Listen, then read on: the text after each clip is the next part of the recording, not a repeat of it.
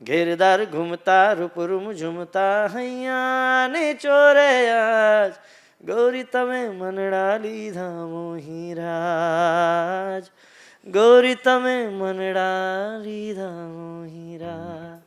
બહુ જ સુંદર, અદ્ભુત એકદમ. જે કાંઈ ગાઉં છું એ લોકોના હૃદયને અસર કરવી જોઈએ. કોઈની સાથે તમારે કોલેબ કરીને ગાવાનો અગર તમને ક્યાંક મોકો મળે, હું ફિમેલમાં કહો તો હું શ્રેયા ઘોષાલ સાથે ગાવાનું પસંદ કરીશ અને મેલમાં કહો તો ઓબ્વિયસલી અરિજીત સિંહ. અરિજીત સિંહ માટે એવું કહેવાય છે ને કે એ જ્યારે બી ગાતા હોય છે ને ત્યારે એને એકદમથી ફીલ કરીને એકદમ Yes. દિલથી ગાતા હોય છે. કદાચ એકાદ સૂર આગો પાછો થઈ જાય તો ચાલે, પણ ફીલ ફિલિંગ જે ભાવના છે એ સહેજ પણ ઓછી ના થવી જોઈએ. તમને કદાચ ક્યાંક બોલિવૂડમાં એવો કોઈ ચાન્સ મળે તો એવો કયો સોંગ હશે કે જે તમે ફરીથી એને કાં તો તમારા પ્લેબેક વોઇસમાં એ ગાવા માંગશો? તુજે યાદ કર લિયા હે અરિજીત સિંહનું જ છે, હા. પછી લાલ ઇશ્ક છે, પછી જનમ જનમ દિલવાલે મૂવીનું જનમ જનમ સોંગ છે. હા. ઘણા બધા એના સોંગ છે જે મને ગાવા બહુ ગમે છે.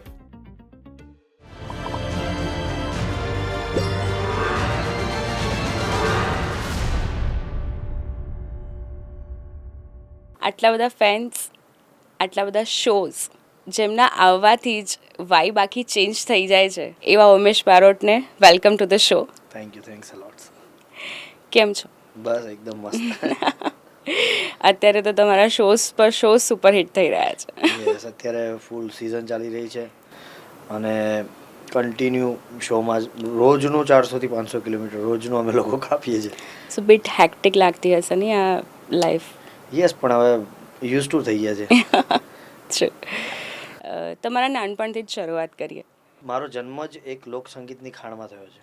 એટલે મારા તમને મમ્મી પપ્પા બંને ફોક સિંગર ઓકે. અને હું મમ્મીના પેટમાં તો ત્યારથી મમ્મીએ ગાવાનું સ્ટાર્ટ કર્યું અચ્છા. અને ત્યારથી જ ગરબા, ખાસ કરીને મમ્મી ગરબા ગાતા, એટલે એમ કહેવાય કે ગરબા ગર્ભ સંસ્કારમાં જ મળેલા છે મને.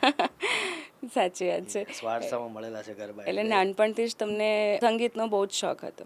શોખ કરતાં પણ મારું આખું ફેમિલી જ એમાં સંગીતમાં છે, હતું. યસ. એટલે આ એક વ્યવસાય તરીકે મેં ચાલુ નહોતું કર્યું, પણ એક શોખ કરતાં પણ આપણું જે પરંપરા છે તો એ રિચ્યુઅલ્સ. કરતા ગયા શીખતા ગયા.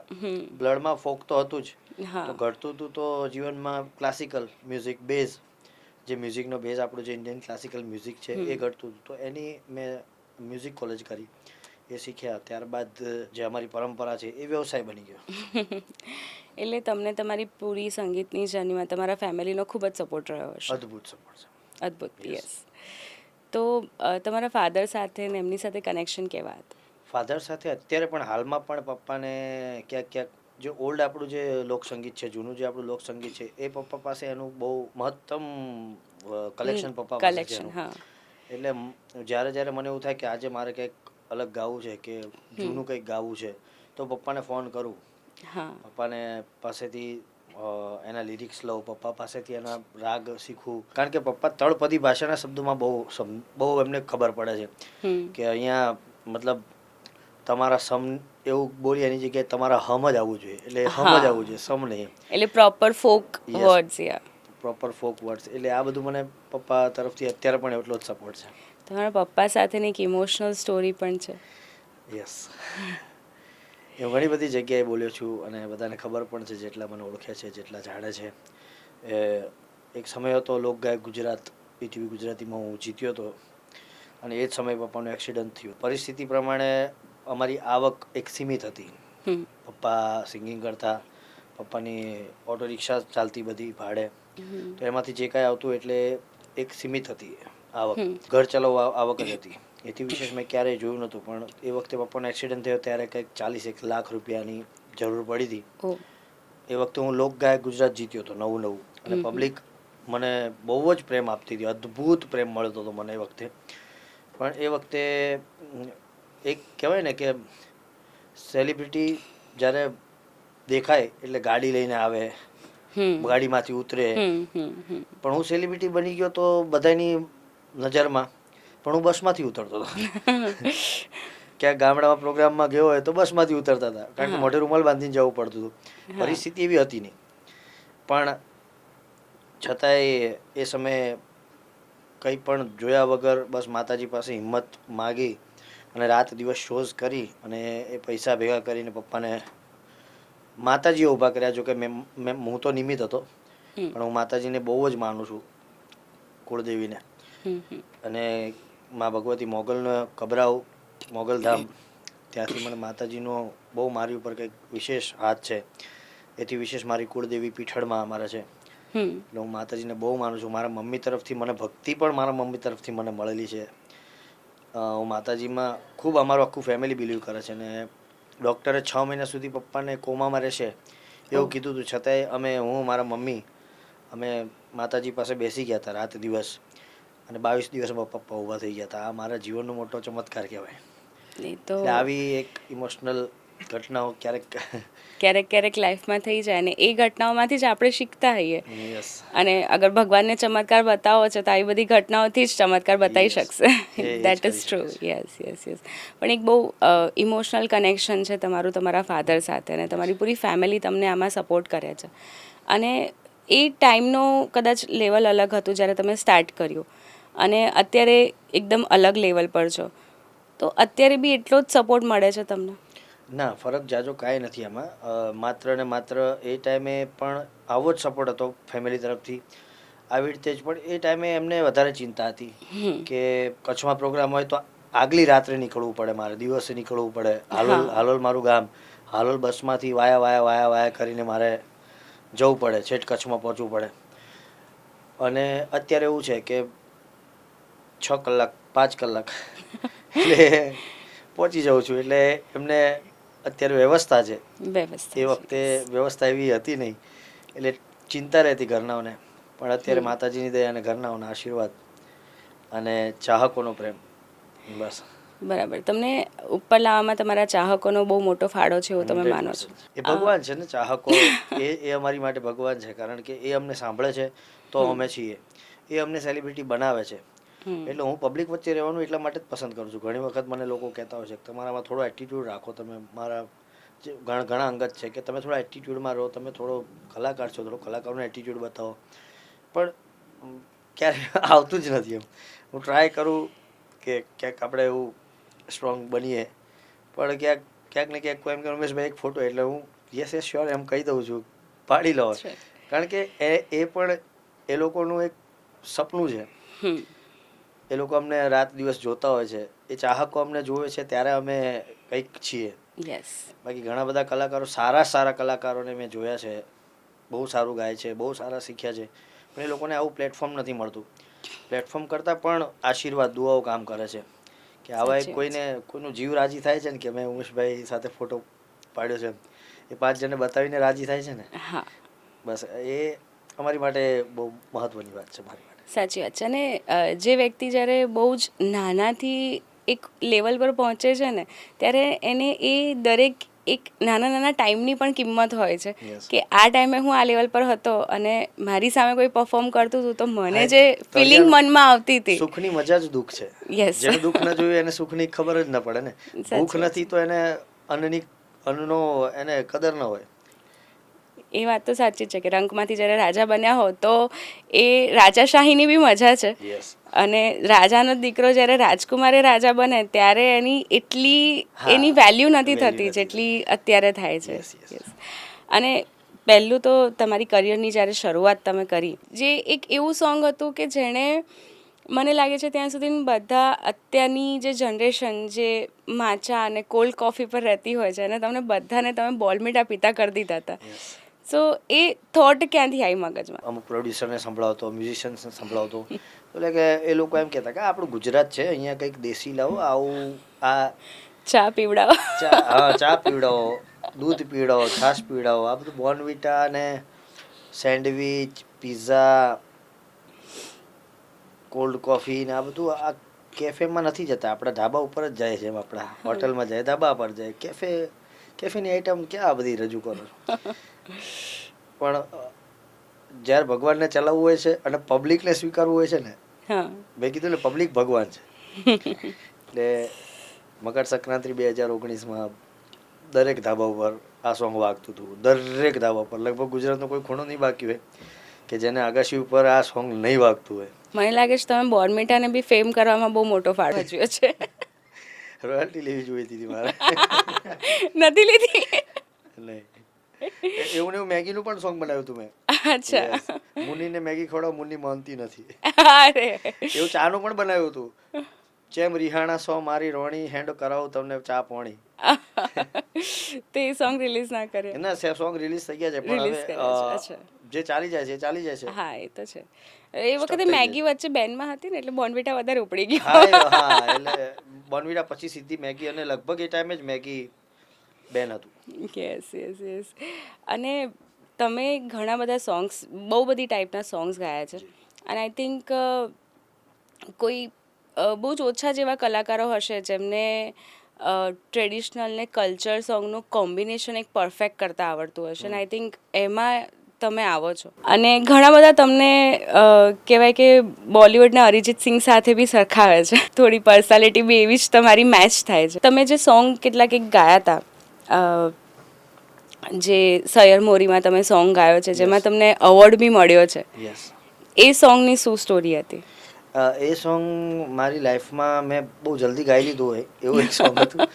કારણ કે મને એવું લાગતું હતું કે વાહ તો મજા આવે એવું છે, સટ કરીને ગાઈને હું નીકળી ગયો, ને એક્સ્ટ્રા ગાઈને નીકળી ગયો હતો. અને મને કેદાર ભાર્ગવ સાથે કામ કરવાની બહુ મજા આવે છે, કારણ કે એ લોકો એટલા સમજુ અને એટલું બારીકતાથી બધું ધ્યાન રાખે છે. મ્યુઝિશિયન છે પણ એવું નહીં કે ભાઈ ચલો ગાઈ લીધું, ચલો એક એક વસ્તુ પર ધ્યાન આપીને મને ગવડાવે છે. પણ એ વખતે ખબર નહીં કુદરતી એમને મજા આવી કે યાર બરોબર છે, બસ રેડી ઓકે ગાઈને નીકળી ગયો. પછી આ જ્યારે આ સોંગ આવ્યું માર્કેટમાં, મને સૈરાટ એક મૂવી આવ્યું હતું, મરાઠી મૂવી, એમાં ઝીંગાટ સોંગ હતું, એમાં પબ્લિક ઊભી થઈને બહુ નાચતી મહારાષ્ટ્રમાં. તો એ જ સેમ વાતાવરણ અહીંયા જોવા મળતું કે જેવું ગેરદાર ઘૂમતા રૂપરૂપ ઝૂમતા સોંગ આવે, ગોરી તમે મરડા લીધા, એ પબ્લિક ઊભી થઈને પડદા પાસે જઈને નાચતી. બહુ મજા આવી ગઈ. તમે ક્યારે વિચાર્યું હતું કે આ સોંગમાં તમને અવોર્ડ મળશે? ના, મેં નહોતું વિચાર્યું, પણ સોંગે બહુ ધૂમ મચાવી હતી.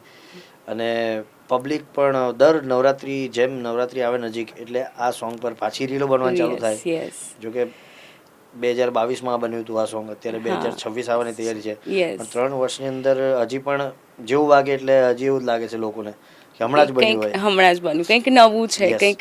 અને એણે પરફેક્ટ એક કોમ્બિનેશન આપ્યું છે, કલ્ચર ટ્રેડિશનને એક પરફેક્ટ કોમ્બિનેશન. એટલે ગરબાના ટાઈમે તો એક અલગ જ વાઇબ આપે છે એ સોંગ. એ તમે લોક ડાયરાથી શરૂઆત કરી હતી કદાચ, તો અને એ પછી તમે સોંગ્સ બનાવવાના શરૂ કર્યા, તો એ જર્ની કેવી હતી? શરૂઆતમાં મારી જે લોકગાયક ગુજરાતની તમને વાત કરું ને, તો મારી લાઈફનું પહેલું સોંગ જે લોકોએ જેનાથી મને ઓળખ આપી, ખાસ કરીને માલધારી વરણ, કારણ કે એમના ઉપર જ મેં ગીત બનાવ્યું હતું. ગીતનું નામ હતું ગાયું ના ગોવાળિયા જટ ગાયું લઈને આવો છો. આ ગીત મારા કાકા જયેશ બારોટે લખેલું હતું, અને એ ગીત ઓલરેડી એક આલ્બમમાં મારા મમ્મી પપ્પાએ સાથે ગાઈ લીધું હતું. ત્યાર પછી મેં લોક ગાયક ગુજરાતમાં આ સોંગ ગાયું, અને આ સોંગને એક નામના મળી, અને આ સોંગ થકી ઉમેશ બારોટને નામના મળી. માલધારી સમાજમાં ઘણા બધા રાજકોટ છે, ગુજરાતમાં છે માલધારી સમાજ, ને ઘણા બધાની ગાડીઓમાં, ઘણા બધાની રિક્ષાઓમાં આ સોંગ સવારમાં ઉઠે એટલે પ્રભાતિયાની જગ્યાએ ગાયોના ગોવાળિયા વાગતું, અને એ વાતાવરણ જ આખું કંઈક અલગ ઊભું થતું. એ સોંગનું પહેલું મારા જીવનનું પહેલું આલ્બમ જ ગાયોના ગોવાળિયા. એમાં મેં ગાયું માટેના ઘણા બધા ગીતો ગાયેલા, લગભગ 8 થી 9 સોંગ હતા એમાં. એ વખતે સીડીનો જમાનો હતો, વીસીડી. એટલે ત્યારે મેં આ સોંગ ગાયેલું, અને મારા કાકાએ બીજા પણ ગાયો માટેના સોંગ લખ્યા હતા. ગાયો માટેનો પહેલો વિચાર જો કોઈને આવ્યો હોય ગુજરાતમાં તો મારા કાકાને. લગભગ ત્યાં સુધી મને યાદ છે ત્યાં સુધી ગાયો માટેના કોઈ ગીત બન્યા નહોતા. કૃષ્ણ ને એની સાથેની ગાયો સાથેના ગીતો બનતા હતા. હા, પણ સ્પેશિયલ ગાય માટેના નહોતા બનતા કે ભાઈ ગાય શું છે, કે ગાયની વેદના શું, ગાય શું ફીલ કરતી હોય. કારણ કે તમે ખાલી રોટલી ખવડાવીને તમારા આંગણે આવે, રોટલી ખવડાવીને તગેડી મૂકો એટલું નથી. કારણ કે ગાયની અંદર તમે ભગવાન કૃષ્ણને યાદ કરો, તમે દિલથી યાદ કરો, કાળીઓ ઠાકર રાજી થાય, શિવને યાદ કરો તો ભગવાન શિવ કદાચ રાજી થાય, પણ એક ગાયની સેવા કરો તો 33 કોટી દેવતાઓ રાજી. અમને પોતાને 80-90 ગાયો હતી એક સમયે, અમારો મૂળ ધંધો જ ગાયોનો જ હતો. અચ્છા. દૂધનો ધંધો હતો અમારે. એટલે તમને ગાયો પ્રત્યે એક અલગ જ અલગ લગાવ. ફિલિંગ હોય જ એ યસ તો. યસ, એ તો હોય અને જ પ્રત્યેક હિન્દુના દીકરા હોવું જ જોઈએ. હોવું જોઈએ, સાચી વાત છે, એ તો હોવું જ જોઈએ. યસ અને એટલા માટે જ આપણા કૃષ્ણ ભગવાન ગોવાળિયા થઈને આવ્યા. યસ. સૈયર મોરીમાં તમને કે રીતના એ સોંગ ગાવાનો બ્રેક મળ્યો હતો? સૈયર મોરી માટે મને કેદાર ભાર્ગવનો જ ફોન આવ્યો હતો, કેદારભાઈ ભાર્ગવભાઈ. એ મૂવી જેણે બનાવ્યું હતું કારિયા બ્રધર્સ. હમ કારિયા બ્રધર્સનું કે બ્રધર્સ નામ છે. હમ એટલે એ મિતભાઈ મને કોલ કર્યો અને એ મિતભાઈનું પણ પહેલું જ મૂવી હતું. એ લોકો પ્રોડ્યુસ કરી રહ્યા હતા પહેલું જ મૂવી. અચ્છા. અને મિતભાઈનું પણ પહેલું જ આલ્બમ મેં જ બનાવેલું. ઓકે. ઢોલ વાગે છે, હા. મેં અને કૈરવી બુચે. એટલે એક કનેક્શન એવું અમારા લોકોનું થઈ ગયું હતું યસ. ફ્રેન્ડશિપમાં ને એવી રીતના. એટલે એમને કીધું કે ઉમેશભાઈ તમે ગાવા માટે આવો એમ. એટલે કેદારભાઈ અને ભાર્ગવભાઈનો પણ ફોન આવ્યો એટલે હું રાજી થયો કે ચલો કંઈક મજા આવશે. અર્બન મૂવીમાં પહેલું મારું સારું એક સોંગ અને એ પણ સુપર ડુપર હિટ. એટલે આ સોંગે તમને અર્બન મૂવીઝમાં એક બ્રેક આપી. Yes, urban movie. યસ. શું ફિલિંગ આવતી હતી જ્યારે તમે સ્ટેજ પર અવોર્ડ લેવા ગયા આ સોંગ માટે? ગદગદ થતું હતું, મજા આવતી હતી કે આજે વર્ષોથી જે એક શો આપણે ટીવી ઉપર જોતા હોય, મોબાઈલમાં જોતા હોય કે આવા એવોર્ડ ફંક્શન થાય છે, તો ક્યારેક કુદરતે ધાર્યું તો આપણે વારો ક્યારેક આવશે તો ખરો જ ને. એટલે આવી ક્યાંક ને ક્યાંક ઈચ્છા હતી એવોર્ડ ફંક્શન જોઈએ તો, પણ એવું નહોતું ધાર્યું કે આટલા જલ્દી થઈ જ જશે એમ. યસ. પણ મારો પોતાનો અનુભવ છે કે તમે હૃદયથી જે વસ્તુ તમે ઈચ્છો અને એની પાછળ મહેનત કરો, તમે જે ચાહો છો ને એ હૃદયથી કોઈ પણ વસ્તુ હોય. અમારી ગાયકીમાં પણ મારો નિયમ છે કે કદાચ એકાદ સૂર આગો પાછો થઈ જાય તો ચાલે, પણ ફિલિંગ જે ભાવના છે એ સહેજ પણ ઓછી ના થવી જોઈએ. એટલે ક્યાંક ને ક્યાંક ભાવના એવી હતી, માતાજીને એવી સાંભળી લીધું હશે અને ક્યાંક કનેક્શન થઈ ગયું. અને બસ ગુજરાતની જનતાનો પ્રેમ આ સોંગ ઉપર, અને આ સોંગને એટલું બધું સાંભળ્યું, એટલું બધા વ્યૂઝ મળ્યા, તો ક્યાંક ને ક્યાંક એવોર્ડ આપવાવાળા પણ એવું થઈ ગયું કે આને જ એવોર્ડ આપવો પડે. ટ્રુ. એ તમે જે વાત કીધી એ બિલકુલ સાચી છે કે આપણે કહીએ ને કે બહુ જ આમ દિલથી અને કંઈક ચાહીએ તો પૂરી કાયનાત તમને એને મળાવવા માટેનો ટ્રાય કરે. સો એ બહુ સાચી વાત છે. તમે જે કીધું એ ભાવનાની વાત કરી, તમે ઇમોશન્સની વાત કરી, તો તમે બહુ બધા ટાઈપના સોંગ ગાયા છે. હાર્ટબ્રેકના સોંગ્સ છે, રોમેન્ટિક સોંગ્સ પણ ગાયા છે, આવા મસ્ત ફોક સોંગ્સ પણ આપણે ગરબાના ગાઈએ છીએ જેમાં એકદમથી બીટ ઉપર થતી હોય છે. તો આ દરેક અલગ અલગ ટાઈપના સોંગ્સ જ્યારે તમે ગાઓ છો તો તમે પ્રિપેર કેવી રીતના કરો છો તમારી જાતને? બસ આ જ વસ્તુ મેં તમને પહેલાં કીધી ને કે સોંગનો ભાવ શું છે, સોંગની ફીલ શું છે, એ મેટર કરે છે. અને મારી તૈયારી હંમેશા એ જ હોય છે કે હું પૂછી લઉં છું કે કઈ ટાઈપનું સોંગ છે, શું છે. એ પહેલાં હું સાંભળું છું, એનું ધૂન સાંભળું છું, એનો રાગ સાંભળું છું, મૂળ એના શબ્દો સાંભળું છું, એના શબ્દોને ગોઠવું છું પ્રોપર. મેં તમને કીધું ને કે અમુક ફોકમાં સમ બોલવાની જગ્યાએ હમ જ કહેવાનું હોય. એટલે ગાયોના ગોળેમાં આપણે એક ત્રાસળી કહીએ, ત્રાસળીને આપણે ત્રાસળી કેવું પણ ગાવામાં તો ત્રાહળી જ કહેવું પડે. એટલે આવા ઘણા બધા એક પછી એક સાંભળતા જઈએ. અને બેઝિકલી આમાં કમ્પોઝિશન જે કમ્પોઝ થાય છે સોંગ, એ કમ્પોઝિશન ઉપર હું વધારે ધ્યાન આપું. એવા પ્રકારના ગીતો વધારે પસંદ કરું છું કે જેમાં ફૂલ ફીલ હોય. નો ડાઉટ ગરબા છે, આ બધું નાચવાનું છે, એ તો તમે ગાશો, બીટ વાગશે એટલે પબ્લિકને મજા જ આવશે. એમાં બહુ ભાવના કે બહુ ઓલું કરવાની જરૂર નથી. એમાં તમે ગાઈ લીધું તો પબ્લિક નાચવાની છે. પણ હું વધારે પ્રિફર કરું કે ભાવાત્મક ગીત હોય. કાશી રાઘવ મૂવી આવ્યું હતું, એમાં મારું ફાગણીયું સોંગ હતું. એ સોંગ પણ મને બહુ જ ગમ્યું હતું, ગાવાની પણ બહુ મજા આવી હતી. એ સિવાય તમને ખબર હોય તો લાગ્યો પૃથ્વીનો રંગ મારું સોંગ. મતલબ આ ટાઈપના જે ફીલવાળા સોંગ છે એ હું વધારે ગાવાના પસંદ કરું છું. અને રિસન્ટલી પણ હમણાં કેદાર ભાર્ગવનું એક સોંગ હું ગાઈને આવ્યો. રિસન્ટલી આ વર્ષમાં જ લગભગ મૂવીનું શૂટ પણ કરી રહ્યા છે. મલ્હારભાઈનું મૂવી છે, આરોહી અને મલ્હારનું. સંદીપભાઈ પટેલ એના પ્રોડ્યુસર છે, જેમણે લવની ભવાઈને બધા મૂવી કર્યા હતા. So it's a great achievement. Yes. So એક અરિજીત સિંહ માટે એવું કહેવાય છે ને કે એ જ્યારે બી ગાતા હોય છે ને તો ત્યારે એને એકદમથી ફીલ કરીને એકદમ Yes. દિલથી ગાતા હોય છે. જ્યારે એ સ્ટેજ પર બી પરફોર્મ કરતા હોય છે ને ત્યારે એમને આજુબાજુ કંઈ જ ખબર નહોતી. એ જસ્ટ એમનું ફોકસ એ સોંગને હોવું જ જોઈએ. ફીલ એ જ કરવામાં હોવું હોય છે. જોઈએ, yes. અને સેમ ઓન જે તમે અત્યારે કીધું એમ કે તમે એને એકદમ પહેલાં ફીલ કરો છો અને એ મોમેન્ટને ફીલ કરો છો. એ પોતાની જાતને તમે પહેલાં ત્યાં મૂકો છો કે આવું હોય તો કેવી રીતના આ ગવાય અને એ રીતના તમે ગાઓ છો. સો ઓબ્વિયસલી એટલા માટે જ તમને અરિજીત સિંહ સાથે સરખાવવામાં આવે છે. Maybe. યસ. સો તમે ગ્લોબલી પણ ઘણું પરફોર્મ કર્યું છે, Yes. Right? USA, Australia, Sydney ઘણી બધી જગ્યાએ તમે પરફોર્મ કર્યું છે અને ઇવન ઇન્ડિયામાં પણ તમે ઘણી બધી જગ્યાએ શોઝ કરો છો, ગરબા ઓર્ગેનાઇઝ થતા હોય છે, એમાં પણ તમે ઘણું પરફોર્મ કરો છો.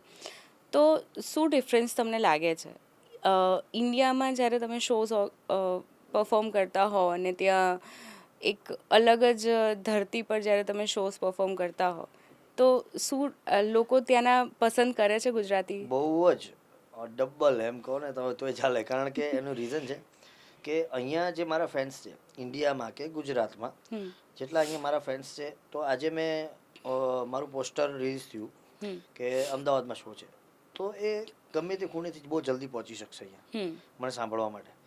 જ્યારે આઉટ ઓફમાં એ લોકો આખું વર્ષ બિઝી હોય અને એ લોકોને 3 મહિના કે મહિનો જ મળે સાંભળવાનો, ને એટલે એ લોકોની ભાવના, એ લોકોનો પ્રેમ એ અદ્ભુત હોય છે. એ લોકો જે ચિલ્લાવે છે અને જે મારી સામે જે એ લોકો તરફથી રિસ્પોન્ડ મળે છે ને એ અદ્ભુત હોય છે. કારણ કે ઓસ્ટ્રેલિયા હું લગભગ 10મું વર્ષ હતું, આ વર્ષ હતું જે મારું એ 10મું વર્ષ હતું. ઓકે. અને 10 વર્ષથી તમે ત્યાં regular perform every year? Regular perform કરું છું એવરી યર. અને પબ્લિકનો પ્રતિસાદ પણ એટલો હોય છે. ઇવન બ્રિસ્બેન સિટી એક એવું છે કે જ્યાં યંગ જનરેશન બહુ છે, એટલે અને ત્યાં ઓપનમાં કરે છે એ લોકો. આ વર્ષ ઓપનમાં નહોતું, પણ જ્યારે ઓપનમાં થાય છે ત્યારે હું પોતે શોક થઈ જાઉં છું કે આટલું બધું આપણું ગુજરાતી પબ્લિક, અહીંયા 8,000 પબ્લિક હોય છે ત્યાં. તો નોન ગુજરાતી પબ્લિક બી હોય છે કે? હોય છે, નોન ગુજરાતી પબ્લિક પણ હોય છે. ઓકે. હા, ત્યાંના લોકલ પણ સાંભળે છે મને. ત્યાંની જે લોકલ પબ્લિક છે એ લોકો પણ ક્યાંક ને ક્યાંક ત્યાં રમતા જોવા મળે છે. અને એ લોકો પણ ટ્રેડિશનલ પહેરીને, આપણે જેને ભૂરિયા કહીએ, મારી પાસે એક એવો અમેરિકન ભૂરિયો છે. યસ. તમારો એક ફ્રેન્ડ પણ છે ને? હા, એ બહુ ગાંડો ફેન છે. જેને એમ લાઈક ગુજરાતી કઈ વાત કરીએ તો ખબર નથી પડતી, બટ એમને તમારા સોંગ પર નાચવાનું બહુ મજા આવે ગુજરાતી છે. બોલતો જ નથી, પણ એ ગાઈ લે છે ગુજરાતી. ગાય છે. ગુજરાતની આપણી તાકાત એટલી બધી છે ને કે આપણે ગીતમાં જ બધું કહી દઈએ છીએ. યા, સાચી વાત છે. આપણે કહેવાની જરૂર નથી. આપણે ગાઈ લઈએ ને તો સામેવાળી વ્યક્તિ સમજી જાય કે આ કંઈક કહેવા માંગે છે. હા, એટલે એમ તો જો એવું જોવા જઈએ તો ઇન્ડિયામાંથી ગુજરાત એક એવું છે કે જેણે આખા દુનિયામાં પોતાની નામના અપાઈ છે. એના માટે નરેન્દ્ર મોદી સાહેબ કે જેમણે ગુજરાતનું કલ્ચર ત્યાં ડિફાઇન કર્યું છે, અને આપણા ગરબા, 100%. એ બંને પૂરા દુનિયામાં એક ગુજરાતને એક પર્ટિક્યુલર એક અલગ ઓળખ આપી છે એવું કહી શકાય. યસ. એને તમારા જેવા જ કલાકારો છે ત્યાં જઈને એક ગુજરાતને અલગ ઓળખ આપે છે. ગુજરાતના ગીતો, ગુજરાતના ફોક સોંગ્સને આજે કંઈક અલગ, આપણા વારસાને કંઈક અલગ ઓળખાણ મળી છે, તો એ તમારા જેવા કલાકારોના લીધે જ મળી છે. એના માટે તો ઘણી વખત આપણે કદાચ તમારો આભાર માનીએ એ બી ઓછું ના કહેવાય. Yes. So what about your like, તમને જ્યાં બી તમે પરફોર્મ કરતા હો તો એ ટાઈમે, અને તમે સેમ ટાઈમે તમે શૂટ બી કરો છો, સોંગ્સ બી શૂટ કરો છો, તો ડિફિકલ્ટી ક્યાં લાગે છે, પરફોર્મન્સ કરવામાં કે સોંગ શૂટ કરવામાં? સોંગ શૂટ કરવામાં થોડું લાગે, બિકોઝ કે શોઝ હું બચપનથી કરું છું, પહેલેથી જ કરું છું. એટલે સ્ટેજ પર આવે તો બીમાર હોય કે અવાજ બેસી ગયો હોય કે કોઈ પણ પરિસ્થિતિ હોય, માઇક હાથમાં આવે છે તો કંઈક કુદરતની કૃપા, માતાજીની કૃપા કે સ્ટેજ પર ચડ્યું એટલે ઓટોમેટિક અવાજ ખુલી જાય, ઓટોમેટિક તાવ ભાગી જાય. કારણ કે પબ્લિક એ મારી દવા છે, મારા ચાહકો છે, મને જે ચાહે છે એ પબ્લિક જે છે એ મારી માટે દવા છે. એ લોકોને હું જોઉં છું પછી હું ભાન ભૂલી જાઉં. પછી હું માત્ર ને માત્ર મારો ફોકસ પબ્લિક હોય છે કે, અને બનતા સુધી અઘરામાં અઘરી વસ્તુ એ છે કે તમે કોઈકના દિમાગમાં તો જગ્યા બનાવી લો, પણ દિલમાં જગ્યા બનાવીને એ અઘરી છે. એટલે મારો કોશિશ એ જ હોય છે કે હું જે કાંઈ ગાઉં છું એ લોકોના હૃદયને અસર કરવી જોઈએ. True. જી. અને શૂટિંગમાં એવું છે કે શૂટિંગમાં રીટેક કરવાના હોય છે, હમ ફરીને એક વાઇડ શોટ લીધો, પાછો ક્લોઝ મારવાનો હોય છે, એટલે ડિફિકલ્ટ શૂટિંગમાં થોડું વધારે રહે. અને શોઝ તો ક્યારેક 4 એવું થી 5 કલાકનો હોય છે, જ્યારે શૂટિંગ આખો દિવસ ચાલતું હોય છે. અને શૂટિંગમાં પણ અમારે તડકો હોય, ઠંડી હોય, વરસાદ હોય, અમારે પૂરું કરવાનું જ હોય છે. યસ, તો ક્યારેક એવું થાય કે શૂટિંગ વખતે આમ કંટાળો આવે કે યાર હવે નથી વાઇબ મેચ થતા? સમટાઈમ્સ જ્યારે કોઈ એવો ડિરેક્ટર ભટકાઈ જાય, કોઈ એવા વ્યક્તિઓ ભટકાઈ જાય તો થાય. બાકી એવું લગભગ તો નથી થયું મને, કારણ કે મને જે કામ મળ્યું છે એમાં હું 100% દિલથી જ કામ આપું છું. એ પછી શૂટિંગ હોય કે શોઝ હોય. પણ આ તમે પૂછ્યું એટલા માટે હું તમને ડિફરન્સ કહું છું. તો ઇન્ટરનેશનલી જ્યારે તમે લાઈવ પરફોર્મન્સ આપતા હો છો તો ઓલમોસ્ટ કેટલું ક્રાઉડ હોય? અત્યાર સુધીમાં મેં યુએસએમાં 12,000 મેં જોયેલું યુએસમાં છે. 12 wow, that's a great number.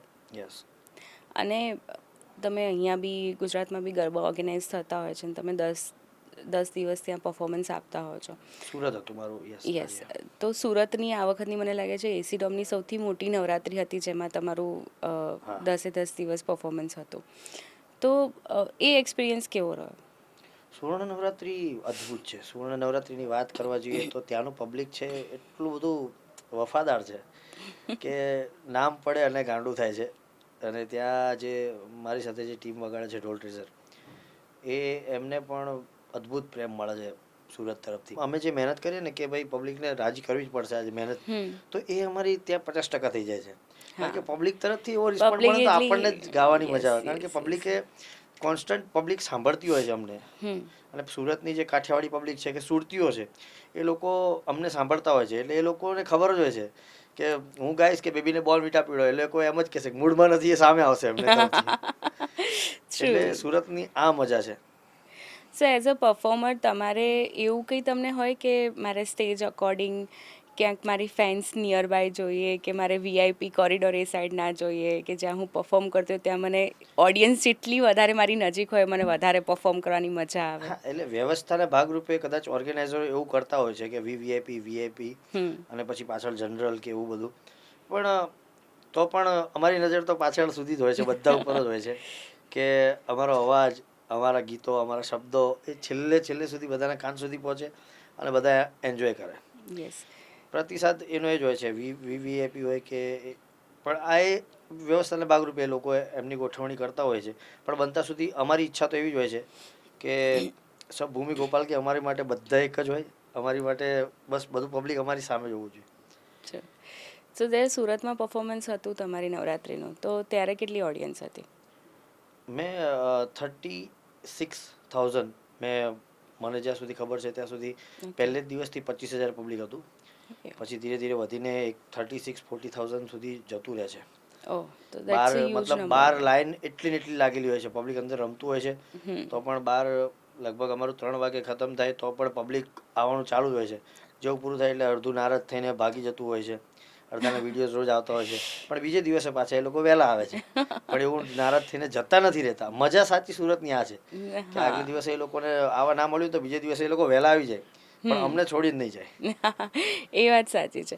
તો સુરતમાં તમે જ્યારે ઓર્ગેનાઇઝ કે ક્યાંય પણ તમે પરફોર્મન્સ કરતા હો તો તમને ક્યારેક કોઈ મલ્ટિપલ ઓર્ગેનાઇઝર્સ જોડે તમે કામ કરતા હો તો ક્યારેક કોઈ ઓર્ગેનાઇઝર્સ જોડે કોઈ કેવી કંઈક પર્ટિક્યુલર ડિમાન્ડ આવી હોય કે એવું કંઈ તમને જે અનકમ્ફર્ટ લાગી હોય? મને કેવું ગમશે આ વખતેનું કે આ વર્ષે 8 દિવસ જ અમે લોકોએ નવરાત્રિ કરી. આમ તો 10 દિવસ નવરાત્રિ હોય છે, પણ સુરતમાં આ વર્ષે ઓર્ગેનાઇઝરોનું કેવું, ઓર્ગેનાઇઝરોનો કંઈક એમને 2 દિવસ માટે એમણે કીધું કે તમે પ્લીઝ પરફોર્મ કરો અમદાવાદમાં. કારણ કે અમદાવાદની પબ્લિકમાં પણ તમારી ડિમાન્ડ છે, અમદાવાદ પબ્લિક પણ માગે છે, જોઈએ છે એ લોકોને. એટલે ત્યાંથી અમે 2 દિવસ માટે 8 દિવસ અમે સુરતમાં કરી. 8 દિવસ સુરત અદ્ભુત નવરાત્રિ થઈ. પબ્લિકને હજી બસ આપો, તમે અમને નચાવો. અમે હજી પણ રોજ મેસેજ આવે કે ભાઈ પ્લીઝ આજે તો ઓલું ગાજો જ, આજે તો ઓલું ગાજો જ. 8મા દિવસે પણ મેસેજ ચાલુ હતો કે ભાઈ આજે ઓલું ભૂલતા નહીં. નરસિંહ સોંગ મારું આ વખતે બહુ જ ચાલ્યું હતું. છાવા મૂવીનું નરસિંહ હે, તો એ સોંગ માટેની રોજે ફરમાઈશ આવતી. એટલે 8મા દિવસે પૂરું કરીને અમે અમદાવાદ માટે નીકળ્યા તોય મેસેજ ચાલુ હતા. પણ એ લોકોને ખબર અમુકને હતી કે અમુકને નહોતી, પણ જે લોકોને એ દિવસ અમે જોવા ના મળ્યા ત્યાં સુરતમાં અને અમે અમદાવાદમાં હતા, તો ત્યાંથી મેસેજ આવ્યા, બહુ જ બધાના મેસેજ આવ્યા અને બહુ બધી નારાજગી પણ બધાએ વ્યક્ત કરી કે અમે સિઝન પાસ લીધા હતા તમારી માટે જ લીધા હતા અને છેલ્લા 2 દિવસ આ તો સાવ અમારા 2 દિવસ બગાડ્યા તમે બધાએ, તમે કેમ આવું કર્યું. એટલે મેં કીધું તમે લોકો અમદાવાદ આવી જાવ. આ તો ફેનનો પ્રેમ છે. યસ, હા, એ એમનો પ્રેમ છે. યસ, એ તો સાચી જ વાત છે. ફેન્સના વગર તો અધૂરા છે. અધૂરા છે. યસ, એ તો સાચી વાત છે. ક્યાંક ને ક્યાંક આપણને બી એવો ફિલિંગ આવતી હોય કે અગર આજે ક્રાઉડ નહીં હોય તો તમને પણ ગાવું નહીં ગમે. Yes yes yes. જેટલું વધારે ક્રાઉડ હોય એટલી જ વધારે એક એનર્જી મળે. યસ, અને એટલું જ સારું પરફોર્મન્સ નીકળે. યસ. તમને ક્યારે પોતાના પરફોર્મન્સ પર એવો ડાઉટ થાય કે યાર આજે મેં આનાથી વધારે સારું મારે કાલે ગાવું છે? મને રોજ એવું જ થાય છે.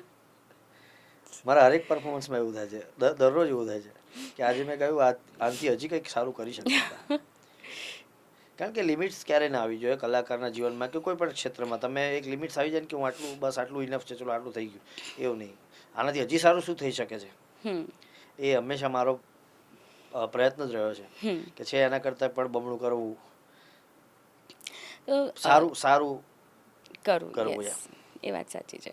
તો તમે અને કીર્તિદાન ગઢવી બી લોક ડાયરાથી એમણે શરૂઆત કરી હતી અને હજી પણ લોક ડાયરો કરે છે ને તમે પણ કરો છો. મારું લોકગાયક ગુજરાતની શરૂઆતથી જ મને કીર્તિભાઈ હરેક વસ્તુ, હરેક વાતમાં કીર્તિદાનભાઈએ મને સપોર્ટ કર્યો છે. અને જ્યાં જ્યાં હું અટકાવું છું તો હાલમાં પણ હું કીર્તિદાનભાઈને અત્યારે હું એમની જ સલાહ લઉં છું. અને એ કીર્તિદાનભાઈ એક કલાકાર તરીકે પણ એમનું એક કલાકાર તો છે જ, પણ એમનું વ્યક્તિગત એમની જે કલાકારો પ્રત્યેની એમની જે ભાવના છે, એમની જે ફિલિંગ્સ છે, એ મને બહુ જ ગમે છે. એનું રીઝન એ છે કે એ તમને બહુ જ સાચી સલાહ આપશે. ગઈ રાતે જ મારે એમની સાથે જ વાત થઈ હતી. મને ગળાનો પ્રોબ્લેમ થાય, ગાવામાં પ્રોબ્લેમ થાય, અત્યારે કંઈ પણ પ્રોબ્લેમ એવું થાય તો હું એમને ફોન આવે એમનો મારી ઉપર, ક્યાંકથી વાત મળે કે એમને આવું થયું છે. તો અમારા ગઈકાલે મુંબઈમાં એમનો શો હતો, હું મુંબઈ પહોંચી નહોતો શક્યો, મારી તબિયત નહોતી સારી, એટલે એમણે મને કીધું, એટલે મેં એમને કીધું ભાઈ હમણાં 4 મહિના કન્ટિન્યુ ગાયું અને હું પાછો બહુ ઉપરથી ગાઉં છું એમ. તો એમણે મને બહુ સારી સલાહ આપી, બેટા હું તને વર્ષોથી કહેતો આવું છું કે બહુ તાણી ના ગાઈશ, કારણ કે અમને બધાને તારી જરૂર છે અને તારે બહુ, તું લાંબી રેસનો ઘોડો છે અમારી માટે, એટલે તારે બહુ લાંબે સુધી જવાનું છે, એટલે તું માપે માપે ગાય. એમ પણ કીર્તિદાનભાઈ ઓળખાય છે કે એ બહુ જ નાના લોકોને પણ ચાન્સ આપવા માટે એ એમની એક અલગ જ પર્સનાલિટી છે કે જે બહુ જ નાનીથી બી આવે છે તો એમને પણ એકવાર એ ચાન્સ આપવા માટે પાછળ વળીને નથી જોતા. અને સેમ ઓન મેં તમારામાં પણ જોયું છે કે તમે પણ ઘણી વખત તમારા સ્ટેજ પર તમારા ડ્રમવાળા હોય કે ઢોલવાળા હોય અને તમે ગાવાનો, કેમ કે અમે બંને એક જ મંદિરમાંથી સિદ્ધ થયેલા ભક્તો છીએ. અમારી કોલેજ એક મારે ને કીર્તિદાનભાઈની, અને કીર્તિદાનભાઈના પિતા એટલે સમૃદ્ધાનભાઈ ગઢવી એ પણ મારા પપ્પાના ખાસ મિત્ર, અને મને મ્યુઝિક કોલેજ સુધી આંગળી પકડીને મૂકી જનાર પણ કીર્તિદાનભાઈના પપ્પા. કારણ કે એમણે મને કીધું હતું કે મારો દીકરો પણ અહીંયા ભણતો, એમ કે તું પણ અહીંયા સ્ટડી કર. અને કીર્તિદાનભાઈ જે ગુરુજીના હાથ નીચે તૈયાર થયા, જે ગુરુજી પાસે શીખ્યા, હું પણ એમના જ હાથ નીચે તૈયાર થયો છું. સો ઉમેશભાઈ, તમે ઘણા બધા અલગ અલગ લોકો સાથે કોલેબ કરીને ગાઓ છો, બહુ બધા અલગ અલગ સિંગર્સ સાથે તમે અલગ અલગ સોંગ્સ પણ સિંગિંગ કર્યા છે. તો તમારી એવી કોઈ ઈચ્છા કે કોઈની સાથે તમારે કોલેબ કરીને ગાવાનો, અગર તમને ક્યાંક મોકો મળે? હું ફિમેલમાં કહો તો હું શ્રેયા ઘોષાલ સાથે ગાવાનું પસંદ કરીશ, અને મેલમાં કહો તો ઓબ્વિયસલી અરિજીત સિંહ. તો તમે કેટલું બિલીવ કરો છો અરિજીત સિંહને? અરિજીત સિંહને હું બહુ સાંભળું છું, કારણ કે સોલફુલ વોઇસ છે અને દિલથી ગાય છે. હમણાં મેં એક વિડીયો જોયો કે એને એક ગીત, એને જે ગમતું હતું, એને જે ગાયકી ગમે છે, એને જે ગાવું છે, એના માટે આમ તો એટલો સારો સિંગર છે, એ કલાકમાં ફટફટ ગાઈને નીકળી જાય એવો સિંગર છે. પણ એને હમણાં જે સુકૂન ગાયું, સુકૂન મૂવી જે હમણાં ભૂમિ માટે આલ્બમ માટે સલીમ સુલેમાન, એ સુકૂન એ એક સોંગ માટે એને 9 કલાક લીધા. એ સોંગ જ્યાં સુધી એનાથી હજી પણ સારું નીકળતું હતું, એટલું એને ગાઈને એ સોંગને એક નવી આખી ઓરા આપી. એટલે મહેનતું છે, મને એનું ડેડિકેશન બહુ ગમે છે, અને હું એને બને ત્યાં સુધી એને ફોલો કરું છું. તમે એઝ અ રોલ મોડલ કોઈને ગણવા માંગો આ ઇન્ડસ્ટ્રીઝમાંથી તો ઓબ્વિયસલી એ જ અરિજીત સિંહ. Yes, definitely. તો અલગ જ વ્યક્તિત્વ છે Yes. અને એમની સિંગિંગ જ કંઈક અલગ. અમે બી જોવા માંગીશું કે તમે પણ એ સ્ટેજ પર પહોંચો. Thank you. સો તમને કદાચ ક્યાંક બોલિવૂડમાં એવો કોઈ ચાન્સ મળે તો એવો કયો સોંગ હશે કે જે તમે ફરીથી એને કાં તો તમારા પ્લેબેક વોઇસમાં એ ગાવા માંગશો? અચ્છા, એકચ્યુઅલી હું ઘણીવાર ગાતો હોઉં છું મારા સ્ટેજ પરથી. એક તો તુજે યાદ કર લિયા હે અરિજીત સિંહનું જ છે, હા. પછી લાલ ઇશ્ક છે, પછી જનમ જનમ દિલવાલે મૂવીનું જનમ જનમ સોંગ છે. હા. ઘણા બધા એના સોંગ છે જે મને ગાવા બહુ ગમે છે. હમણાં ઓલું ગંગુબાઈ મૂવી આવ્યું હતું એમાં મુસ્કુરાહટ સોંગ યસ હતું, યસ. બહુ સોલફુલ સોંગ હતું, બહુ સારું ગાયું હતું. ઇવન હું રાત્રે સૂતા વખતે પણ એનું સરબજીત મૂવી આવ્યું હતું એક, હા. ઐશ્વર્યાનું ને રણધીર હુડાનું, હા. એમાં એણે નિંદિયા સોંગ ગાયેલું હતું. એ હા. નિંદિયા સોંગ પણ હું રાત્રે સાંભળતો અને એવા બધા સોંગ મને ગાવા પણ બહુ ગમે. યસ, અને તમે ઘણા બધી જગ્યાએ એ બધા સોંગ્સ રિપીટ ગાયા પણ છે ઓન સ્ટેજ. યસ. સો ઉમેશભાઈ, અમે સાંભળ્યું છે તમે બહુ જ ફૂડી છો. યસ. સો જ્યારે તમે ઇન્ટરનેશનલી પરફોર્મ કરો તો તમને ત્યાંનું શું ભાવે? હું કોન્ટ્રાક્ટમાં લખાવું છું બાજરાનો રોટલો ખીચડીને પહેલું એ લખાવું છું. મારા કોન્ટ્રાક્ટમાં હોય છે કે મને દેશી ફૂડ જોઈશે. બીજું કંઈ નહીં મળે તો ચાલશે, ચાલશે. આ તો જોઈશે જ.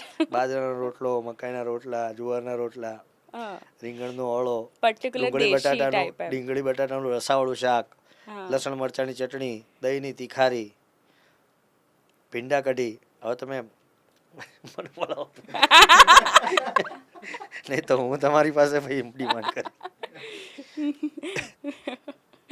તો આટલું બધું આપણને દેશી ભાવે છે તો આપણે સેન્ડવિચ વાળો સોંગ કેમ બનાવ્યો? એ જ છે ને જેને તમે પબ્લિકની મજા જે છે કે જે વસ્તુ નથી કરી શકતો.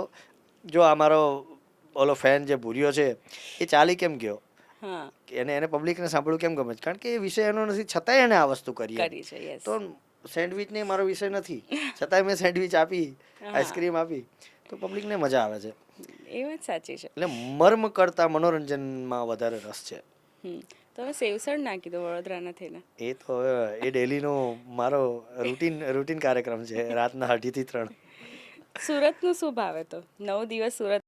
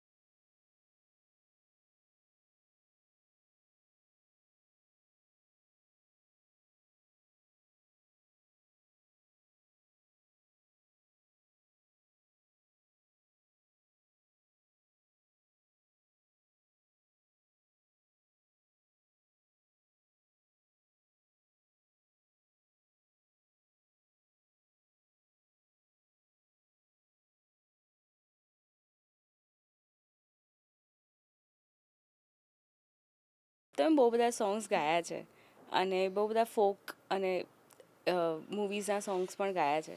તો એકાદ બે લિરિક્સ તમારા ફેમસ સોંગના. હા જરૂર.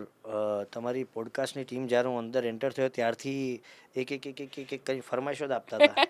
એટલે મને તો એવું લાગ્યું કે આજે કાં તો ફરમાઈશનો કાર્યક્રમનું નામ જ ફરમાઈશ, ઉમેશ બારોટ ફરમાઈશ પૂરી કરેંગે. ના ના, સાચી વાત છે. આપણે કાર્યક્રમનું નામ ચેન્જ કરાવીને આપણે ઉમેશ બારોટ ફરમાઈશ કરી દઈએ. યસ. તો બધાને ગમે છે અને બધાની યાદી પણ છે. ખાસ તો તમારા ઉર્વિશભાઈને એમને જ કીધું હતું મને. એટલે ઘેરદાર ઘૂમતા રૂપરૂમ ઝૂમતા હૈયા ને ચોરે આજ ગૌરી તમે મનડા લીધા મોહીરાજ. હે અંધારિયા રાતો જગમગતી ચમકી રે, અણધારી અજવાળી તમે અમથે અમથી રે. ચાંદો વાદળ પાછળ જાતો જોન શરમથી રે, ઘેરદાર ઘૂમતા રૂપરૂમ ઝૂમતા હૈયા ને ચોરે આજ, ગૌરી તમે મનડા લીધા મોહી રાજ, ગૌરી તમે મનડા લીધા મોહી રાજ. સોંગની વાત કરો તો મને અત્યારે પણ રિસેન્ટલી તમે સાંભળ્યું હશે, હજી પણ આગળ ધીરે ધીરે ધીરે ધીરે અમે એવી કોશિશ કરીએ છીએ કે કંઈક ડિફરન્ટ ગુજરાતને સોંગ મળે. હમણાં તમે સાંભળ્યું હશે વચમાં મન મારું મૂંઝાય છે, ગીતા ઝાલા સાથે મેં ગાયેલું હતું. તો એ ગીતા ઝાલા એમનું એક વિચાર બહુ સારો છે કે ગુજરાતી ગીતોને કંઈક નવું બનાવીએ આપણે. અને હમણાં લાસ્ટ ટાઈમને જે બનાવ્યું મન મારું મૂંઝાય છે એ સોંગ પંજાબી ટપ્પે જેને કહેવાય, જગજીત સિંહ ને ચિત્રા સિંહ, એમનું એક પંજાબી ટપ્પે બહુ ફેમસ છે કે છોકરી પૂછે છોકરો સામે જવાબ આપે, છોકરો પૂછે છોકરી સામે જવાબ આપે. એ ટાઈપનું સોંગ એમણે હમણાં રિસેન્ટલી બનાવ્યું, પબ્લિકને બહુ ગમ્યું. મન મારું મૂંઝાય છે. છોકરી એવું કહે છે કે તમે પ્રાણથી પ્યારા છો, જીવનના સહારા છો, કેવી રીતે કહું તમને કે આખું આ બને તારા છો. છોકરો એવું કહે છે જાગી આખી આખી રાતો હું સપનાઓ જોયા કરું, ચાંદ તારા તોડી લાવું, એક મોકો માંગુ હું. બહુ અદ્ભુત બનાવ્યું છે ને હજી પણ નોર્મલ કન્વર્સેશન એકદમ સંગીતમય રૂપે યસ વણીને એને એકદમ અલગ જ ઓપ આપવાનો એ બહુ જ સુંદર. અને એમની સાથે પાછું બીજું મારું નવું આલ્બમ પણ હમણાં ટૂંક સમયમાં જ નેક્સ્ટ વીક સુધીમાં જ રિલીઝ થવા જઈ રહ્યું છે. અને એ પણ આવું જ છે, અદ્ભુત બનાવ્યું છે ગીતાબેને. અને એમની સાથે મને કામ કરવું ગમે છે કારણ કે એક નવો વિચાર લઈને આવ્યા છે ગુજરાતમાં. પોતે લંડનમાં રહેલા છે પણ ગુજરાત માટે એમણે અદ્ભુત મહેનત કરે છે ફોક પર.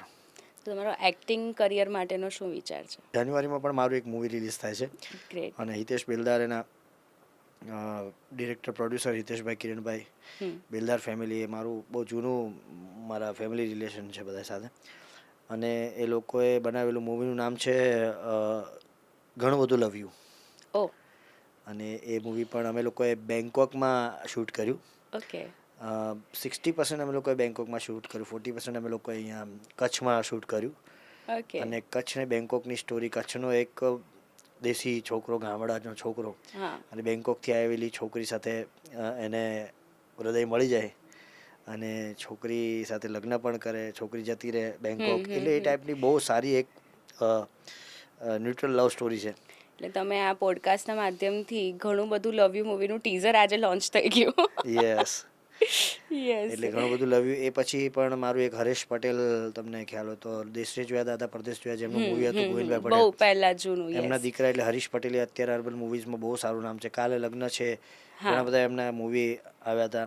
એમનું પણ એક બીજીએસ હોસ્ટેલ કરીને એમનું પણ મૂવી મેં હમણાં કર્યું, કોમેડી મૂવી છે, હોરર કોમેડી.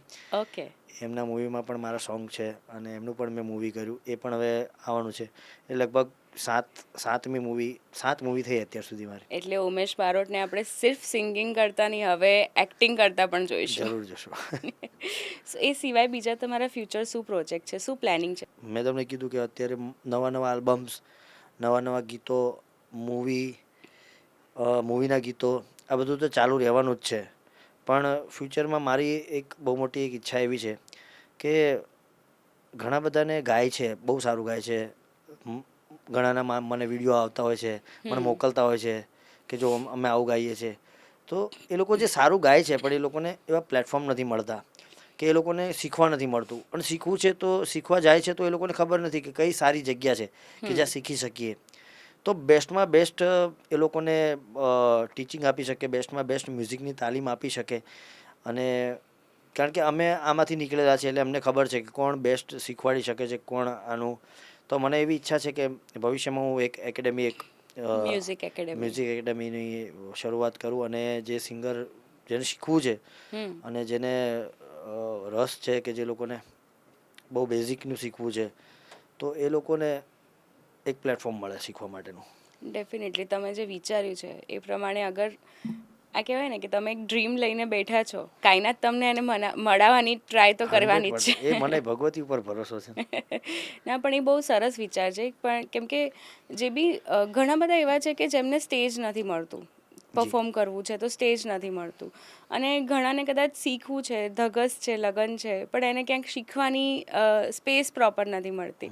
તો એ જો એ બે કોમ્બિનેશન એક સાથે મળી જાય તો એનાથી બેટર એમના માટે કોઈ બ્લેસિંગ્સ નહીં હોય. Yes yes yes. યસ. સો અને એના બ્લેસિંગ્સ ક્યાંક ને ક્યાંક આપણને મળશે. આપણને બી મળશે, એ વાત બી સાચી છે. કારણ કે આ દુઆઓ જ ક્યાંક ને ક્યાંક કામ કરે છે. બાકી કોમ્પિટિશન એટલી બધી છે અત્યારે અમારી લાઈનમાં, અને અમારી લાઈનમાં રાજકારણ પણ એટલું બધું છે જેની સામે દિલ્હીનું રાજકારણ પણ ટૂંકું પડે. અમારી લાઈનમાં એટલું મોટું રાજકારણ છે, પણ છતાંય આટલા બધાય કોમ્પિટિશનમાં પણ અમે ચાલીએ છીએ તો ક્યાંક ને ક્યાંક અમારી પાછળ શક્તિ કામ કરે છે, ક્યાંક ને ક્યાંક અમારા ફ્રેન્ડ્સની દુઆઓ કામ કરે છે, ક્યાંક ને ક્યાંક અમારી પર કોકના આશીર્વાદ કામ કરે છે. તો આ ચાલે છે. તો તમે જે રાજકારણની વાત કરી, તો શું ગુજરાતી ઇન્ડસ્ટ્રીમાં તમને ક્યારે એવું ફિલિંગ આવી કે અહીંયાથી નહીં મજા આવે, એમ કે અહીંયા તો બહુ પોલિટિક્સ થાય છે? જગ્યાએ જગ્યાએ છે.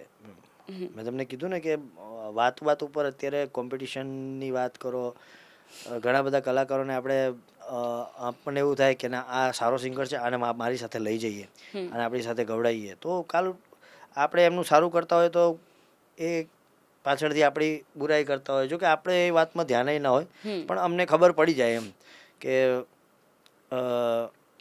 રાજકારણ છે ક્યાંક ને ક્યાંક. એટલે હવે આ તો વર્ષોથી સાથે ચાલ્યું આવ્યું છે. રાવણ ના હોત તો રામની ઓળખાણ ના થાત. સાચી વાત છે. એટલે ક્યાંક ને ક્યાંક આવા બધાની પણ જરૂર છે તમારી, નહીં તો તમારી સારાઈ દેખાય નહીં ને. મેં પહેલાં કીધું ને કે સુખની મજા જ દુઃખ છે. દુઃખ ના હોય તો તમે સુખને તમે ઓળખી જ ન શકો. ના, એ વાત બી સાચી જ છે. જરૂરી છે. સો એક ટિકટોકનો જમાનો હતો જ્યારે તમારી રીલ્સ બહુ વાયરલ થતી હતી, અને એ ટાઈમે મેં જોયું છે કે શાયરી પણ તમારી બહુ જ વાયરલ થતી હતી. સો એ શાયરીનો શોખ કેવી રીતના આવ્યો? શાયરી મને સાંભળવી ગમે. હું મારા વડોદરામાં એ ઘણા શાયરોમાંનો એક શાયર એટલે ખલીલ ધનતેજવી સાહેબ, એમને પણ હું બહુ સાંભળું. પણ મને એક શાયરી બહુ ગમતી કે પાણી પૂછે રેતીને તને ભીંજવું કે કેમ, કે પાણી પૂછે રેતીને તને ભીંજવું કે કેમ, સામે રેતી જવાબ આપે કે આમ થોડી કાંઈ પૂછી પૂછીને કરાતા હશે પ્રેમ. ઓહ વાહ. એ સિવાય પણ મારી પોતાની ક્યાંક સોંગ પણ હું બનાવું છું, પણ સાથે સાથે આવું શાયરી મેં એક બે કે ફરી દિવસ પૂરો થયો અને પાછી રાત આવી ગઈ. આ મારી બનાવેલી છે. ફરી દિવસ પૂરો થયો અને પાછી રાત આવી ગઈ, ફરી એકલા એકલા બેસવાની વાત આવી ગઈ. ફરી દિવસ પૂરો થયો અને પાછી રાત આવી ગઈ, અને ફરી પાછા એકલતામાં બેસવાની વાત આવી ગઈ. હજી તો તારાઓની છાયામાં બેઠા જ હતા, હજી તો તારાઓની છાયામાં બેઠા જ હતા કે ઓલા ચાંદને જ્યાં જોયો ને ત્યાં તમારી યાદ આવી ગઈ. ઓહ, ટ્રુ ડીપ. હા, બહુ જ ડીપ છે એકદમ. સિરિયસલી. તો તમે શાયરનું પેશન બી કરી શકો. Okay, jokes apart. મેં એક સોંગ બનાવ્યું હતું, એ પહેલાં મેં આ શાયરી બનાવી હતી કે પ્રેમ તો અમે પણ કર્યો હતો, થોડો નહીં અઢળક કર્યો હતો.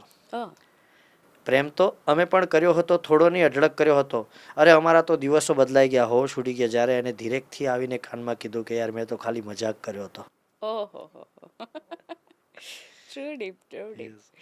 એમ કહેવાય ને કે શાયરની પણ એક અલગ જ સ્ટોરી હોય છે, જે જીવ્યા હોય છે એની શાયરીમાં વણાઈ રહે છે. તમે આવું કાંઈ જીવ્યા છો? મને બચપનથી જ અનુભવો થઈ ગયા છે. એક ઉંમર હોય છે જે રમવાની હોય છે, એક ઉંમર હોય છે નાચવાની હોય છે, એક ઉંમર હોય છે ફરવાની હોય છે, પણ એક ઉંમર હોય છે ને એ બહુ અઘરી હોય છે યાર, જે હોય છે પ્રેમની, જે તમને રસ્તે ક્યાંક ને ક્યાંક લઈ જ જાય છે ડીપમાં.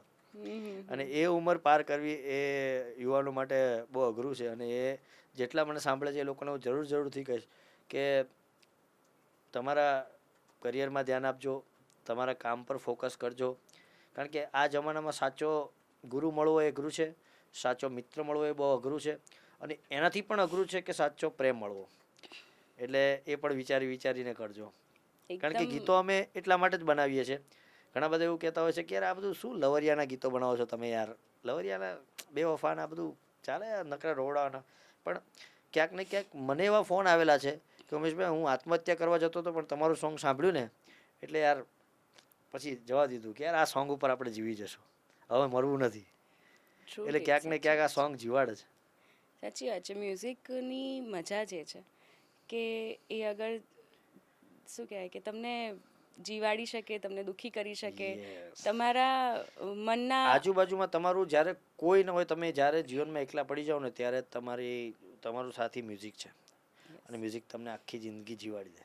મ્યુઝિક તમને સુખી બી કરે, યસ, દુઃખી પણ કરે, દુઃખી પણ કરે બધો માહોલ તમને મ્યુઝિક પાસેથી મળે. અને માહોલ આખો ચેન્જ કરી દે. યસ, સાચી વાત છે. જ્યારે એક ખાસ એવું હોય છે કે જ્યારે ક્યાંક કન્યાની વિદાય થતી હોય ને, કોઈ જ ના રડતું હોય, કશું જ એકદમ માહોલ શાંત હોય ને, જો કદાચ એમાં એવો વિદાયનો ક્યાંક એવો સોંગ વાગી જાય, ઓટોમેટિક બધાને રડવું આવી રડવું આવી જાય. જાય. અને વિદાય માહોલ જ એ વિદાય, એમાં તો સોંગની વાત તમે કરો તો વિદાય એ માહોલ જ એવો છે, કારણ કે દીકરી પાત્ર એવું છે. સાચી વાત છે. દીકરી એ સાક્ષાત જગદંબાનો અવતાર હોય છે, અને મને 3 છે. એટલે જ તમારા પર માતાજીની આટલી કૃપા છે. અદ્ભુત. જે ઇન્ટરનેશનલ કોન્સર્ટ થતા હોય છે, જે આપણે હમણાં રિસન્ટલી એક જોયું કે કોલ્ડ પ્લે થયું, અને જેમાં બહુ બહોળી સંખ્યામાં, બહુ જ લાઈક અમદાવાદથી ને ઘણી બધી જગ્યાએથી લોકો એમાં જતા હતા, બહુ જ મોંઘી ટિકિટ લઈને પણ જતા હતા. સેડ રિયાલિટી ક્યાંક એવી કહીએ ઇન્ડસ્ટ્રીની કે ગુજરાતી લોકોની, તો જ્યારે આપણા ગુજરાતના આવા કોઈ કોન્સર્ટ થતા હોય છે કે ગુજરાતી ગીતોના કોન્સર્ટ થતા હોય છે, ત્યારે એટલો ઉત્સાહ એ નથી જોવા મળતો. એનું શું રીઝન? વ્યવસ્થા, હું તમને સાચું કહું ને તો પબ્લિકને બધું મળે છે, પણ ક્યાંક ને ક્યાંક કોલ્ડ પ્લેની તમે જોજો, હું ગયો નથી પણ મેં એવું સાંભળેલું છે કે મ્યુઝિકના હિસાબે પણ આખું પ્લેટફોર્મ જે હોય છે, જે બનાવેલું છે પબ્લિકને ઊભું રહેવાનું, એ પણ આખું કંઈક મૂવેબલ છે. ઇવન એ લોકો બેલ્ટ્સ આપે છે, બધું અંધારું થઈ જાય છે, અને માત્ર બેલ્ટ્સ દેખાય છે જે હાથમાં એ લોકોએ જે બ્લુ પહેરેલા હોય છે. અને પબ્લિકને જેટલી વ્યવસ્થા મળે છે તો, અને ઉપરથી કોલ્ડ પ્લેનું નામ છે એટલું મોટું, વિરોધ હું કોઈનો નથી કરતો.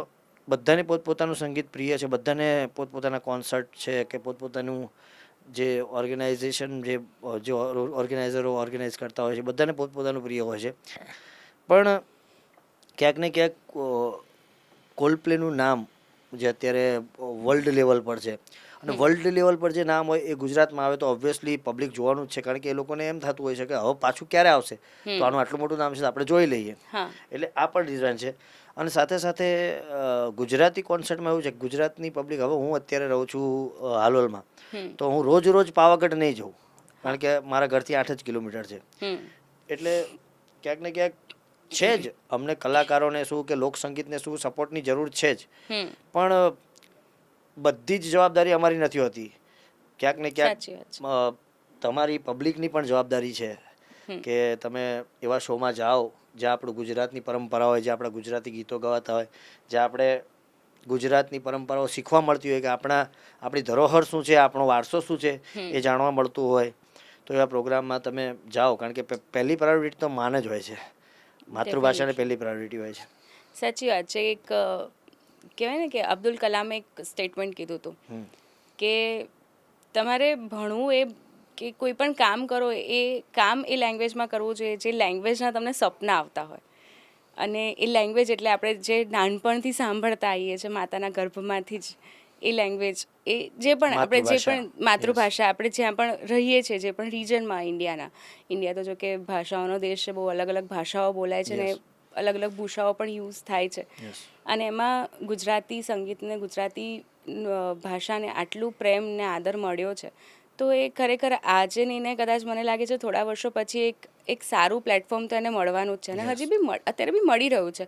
એક ટાઈમ એવો હતો કે જ્યારે લોકો વધારે હોલિવૂડ તરફ મૂવ થયા હતા, પણ હવે પાછા લોકો એ જ ટ્રેડિશન, એ જ કલ્ચરમાં પાછા આવે છે, અને બધાને હવે ગુજરાતી સોંગ્સ એટલા જ વાઇબ ક્રિએટ કરે છે, એટલા જ સાંભળવા ગમે છે.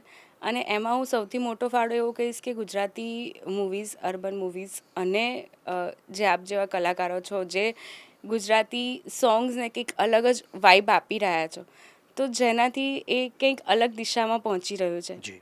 અને ડેફિનેટલી તમે છો તો આને કંઈક અલગ ઇન્ટરનેશનલી પણ સ્થાન મળ્યું છે, અને હજી બી મળશે.